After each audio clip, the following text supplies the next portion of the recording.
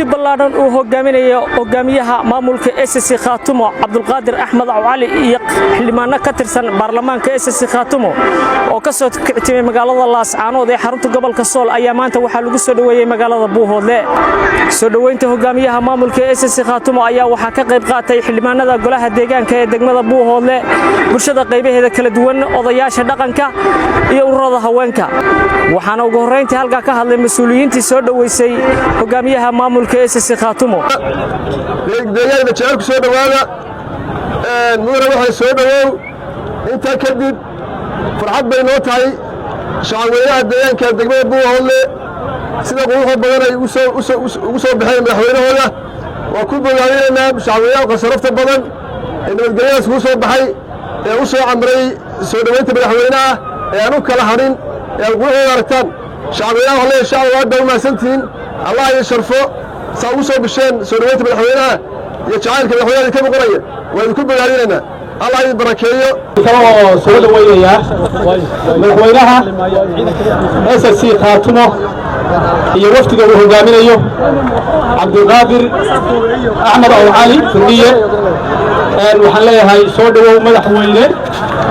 ku soo dhawow gobolka Cayn ku soo dhawow degmada Buuhoodle ku soo dhawow dadkaagii oo ku jecel ku soo dhawow qalbi furan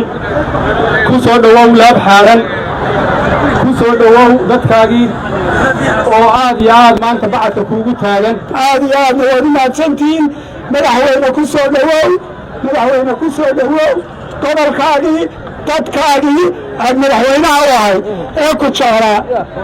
waa aragtaa magaaladii qof kuma harin waa wada dansanka magaaladii bacadkay tumnay isimadii cuqaashii dhammaan haweenkii waxaan aad iyo aad ugu mahad celinayaa xafladan mas'uuliyiintii ka soo shaqaysay ay ugu horeeyaan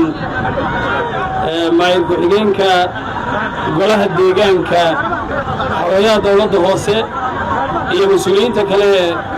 ka qayb qaadatay dhammaan iyo dhalinyarada ururada haweenka aad iyo aad baad u mahadsantihiin shaqo fiican baad qabateen waxaad tusteen wejiga magaalada quruxdiisa iyo soo dhaweyn fiican baad samayseen aad baa u mahadsantihiin ugu dambeyntiina waxaa halka ka hadlay hogaamiyaha maamulka SSC Khaatumo oo ka warbixiyay socdaalkan uu maanta ku soo gaaray magaalada Buuhoodle wuxuu daaranaa inaan ugu kuurgalno xaaladda nololeed midda amni horumar iyo shacabka kani sida ay deegaanka kan kaga nool yihiin waxaannu idinku nimi in aannu daadejinno